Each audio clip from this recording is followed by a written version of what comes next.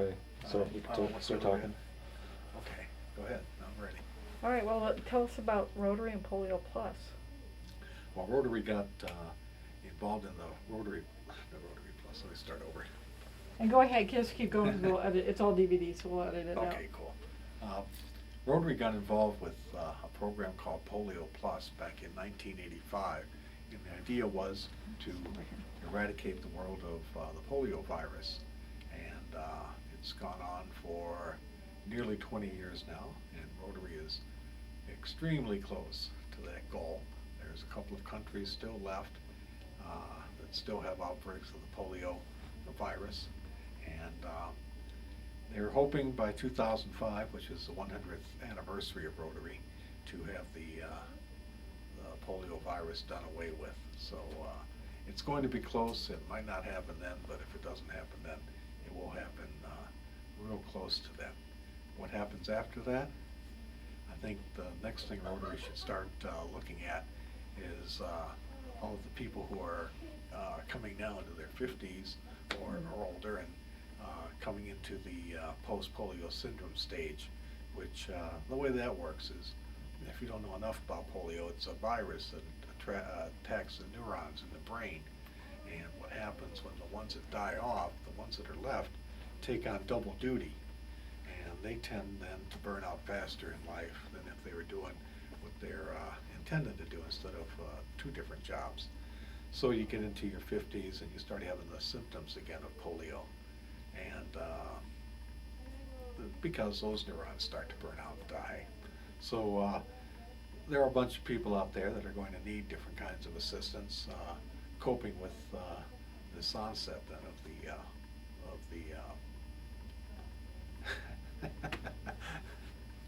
okay. They can edit it really well. Postpolio syndrome, that's what it is. Okay. So what happens then is the neurons start to die off because they're doing double time, double work. And you're going to have people out there that are going to need different types of assistance dealing with the post-polio syndrome. Jerry, tell us a little bit about yourself. How old were you when you... Oh, gee, okay. Well, I contracted polio when I was 9 months old, so for all real purposes, I've never known what it was like to not be affected by the disease being that young. In some ways, I look at it as like a good thing that happened to me, not the fact that I got that, but it definitely led me into places that I might not have gone otherwise. And some of the things that when you get later on in your life, you realize the path and the course that you took, and the things that happened to you that made you take that particular turn. So it in a way, it was good because I did get to do a lot of things I probably would have never done otherwise had I been able-bodied and working on the assembly line down at Ford. On the other side of the coin, it kept me from doing a lot of things that I might have wanted to do. Getting involved in organized sports and that type of thing. Certainly were limited with that. Did I let it get me down? Not really. I had parents that never said you couldn't do something. So if I kind of got in my mind I wanted to do something, well, they'd let me go and let me try it. You know, I'd fail at it, but you know, I'd get up and try again. So I think that was a plus, having parents that would not tell you you couldn't do something or coddle you too much, because that got me to where I've been able in my adult life to do pretty much everything I wanted to do.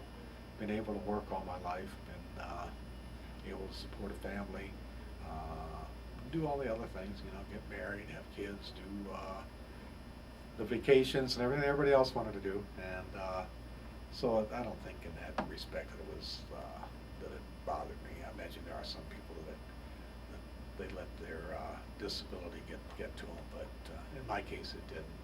And I look at it, you know, everybody, whether they're disabled or not, they bring something to the table, and being disabled, I bring something to the table that the person that might have use of all of their limbs is unable to do. So everybody comes in with something, but nobody comes in with everything. So it was all right. And tell us about post-polio syndrome and you. Well, at first, when I first heard about post-polio syndrome, this was back in probably about 92. And so I was 41, 42 years old back then. And I didn't think a whole lot about it because I hadn't felt anything yet. I mean, if I could be honest, my first thoughts were I think it's probably more your state of mind than anything else. But as I moved through the 40s, closer to 50, things became harder and harder to do. And anyone that knew me back in 1990, 91, 92, they knew that I walked everywhere. In fact, when I worked in broadcasting at one of the local radio stations some years back, I'd go down to all the baseball games down at Tiger Stadium and all the football games and all that, walk all around the place, never even give it a thought. But as I got older, it became harder and harder to do. I started moving into long distances into a motorized scooter, and the time just sort of changed. Instead of it being part-time, it became more of the time. To where now it's like the walking I do is very little, not nearly what I was doing just 5 years ago. So it's not just a state of mind, it's actually a real thing. And I find that I tire out some days. There are days when I do quite well. There are days when it's 2 o'clock in the afternoon and I'm beat into the ground. And so there are weekends, that you spend the weekend just sitting back and gathering up your energy for Monday morning. And talk about the Sagear Wall. What do you think impact, or what does that mean to you and the scholarships? Well, that's a big question. I could go on. Maybe you will get your 14 minutes. Well, I got involved with the Sagear Wall. I believe that came about in 1999, 2000, about the time I was president of our Rotary Club. And Debbie came to me and with this idea what she was working on, and I'm like, hey, I can get behind that. I mean, it does a good thing. I think from an educational point of view, it brings a generation of young people who haven't got a clue what polio is or what it's about and what went on in this country in the 30s, 40s, and 50s in the last decade, in the last century rather, what that epidemic was about, and the fear that families had, and the fact that how the vaccine was developed, how not like today where they test and retest something before they put it out. It was such a feared thing that people were willing to take the chance, not even knowing what the side effects of the vaccine would be. So I think from an educational point of view, it's a great thing.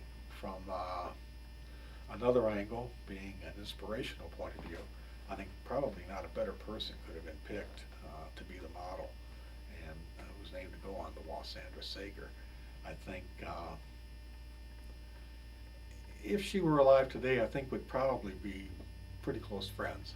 I kind of think that while I didn't know her, I know a lot about her now, and I feel like I know her. And I kind of think that we're kindred spirits, I guess. Maybe I'm carrying on. I'm supposed to be here in Plymouth because I'm not originally from Plymouth, but I'm probably here to carry on that work that she might have been doing right now. So from an inspirational point, I think that there can't be a better story to be told of someone who was a lot like myself, endured what they had to get around, especially back in the 1950s and 1960s. There's no such thing as barrier-free design. If you were lucky enough, you were in a school that was all on one floor, but there weren't many of those at that point. And I know she endured a lot to get to classes on the second floor over at what's now Central Middle School. So I think that kind of courage and that kind of drive to go and push on and keep on going despite these obstacles is just a really neat thing for people to know about. And then so you're sort of partnering with her in giving the scholarships out. Yeah, I guess. I mean, it's a hard thing to say what's, because you play with these things in your mind, what might have been, what could have been, and there's really only what is. And yeah, I kind of think that she looks down at it and she gives us approval, the people that we give these scholarships to. And there's some good stories. I mean, they're not all people with disabilities. They're people who have had hardships, like losing a family member, or people who have had hardships with other things. Off the top of my head, I can't. It's hard to think of them right now. But you know, it's not just physical.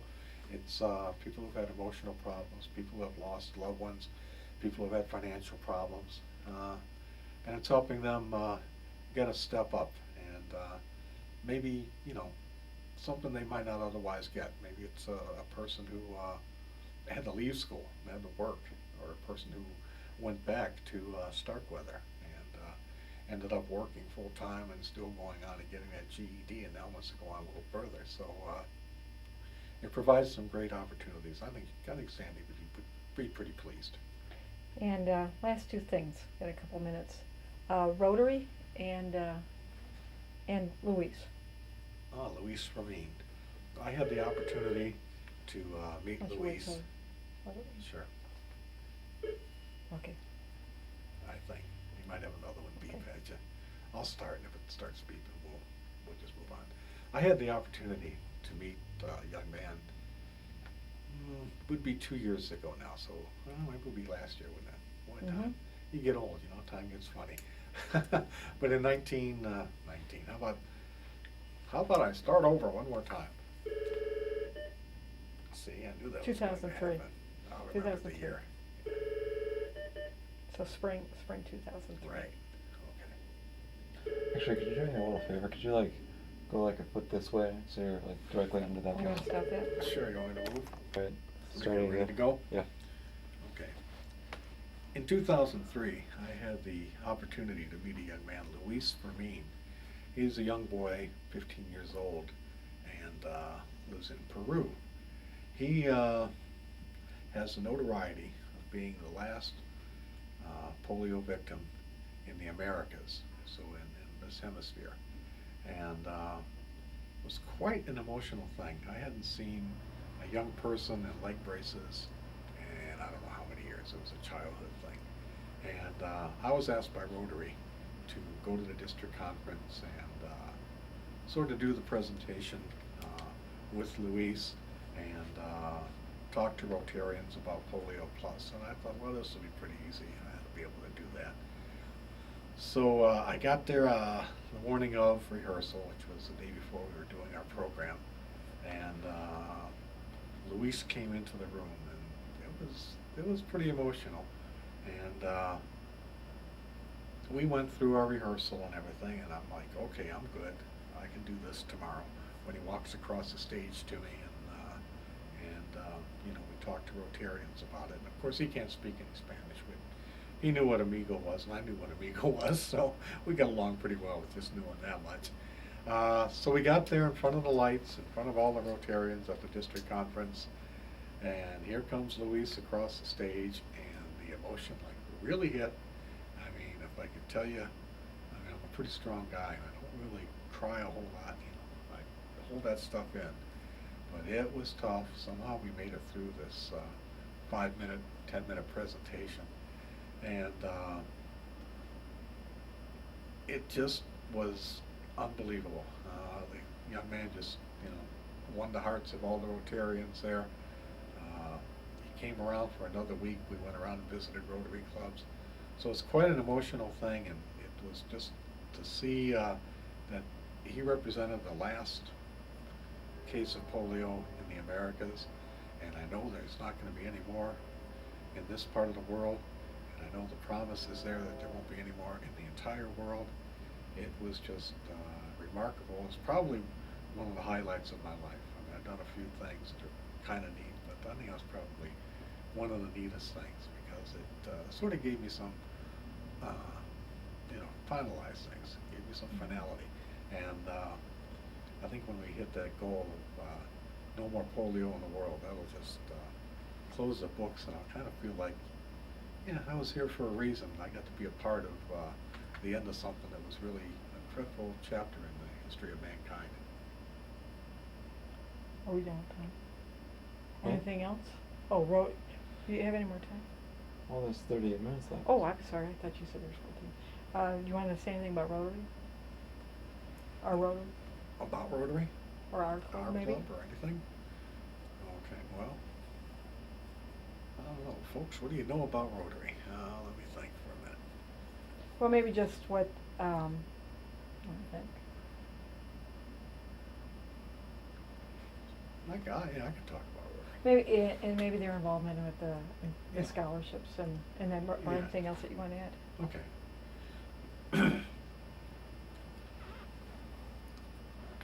The Plymouth AM Rotary Club has been involved with me with the Sandra Sagear scholarships. And each year they pass out scholarships to individuals. There's a process that they have to go through. They have to have a certain grade point average. They have to have a commitment to service within the school, within their community. And obviously they have to show that they persevered and they showed some courage and got over difficult times. We're in our third year of giving those scholarships, and it's expanded, and it's really neat. The club's bought into it. It's quite a day when we bring in all the recipients and present the scholarships in front of the club members. It's just one of the neater things you can do, and Rotary does a lot of good things in the community, and often they don't go around bragging about it, talking about it, what they do, but if you can support Rotary in any way, through one of the foundations, through becoming an active member, working on community projects, it'd be worthwhile. Clap, Dan. Come on out, Marie. I think we're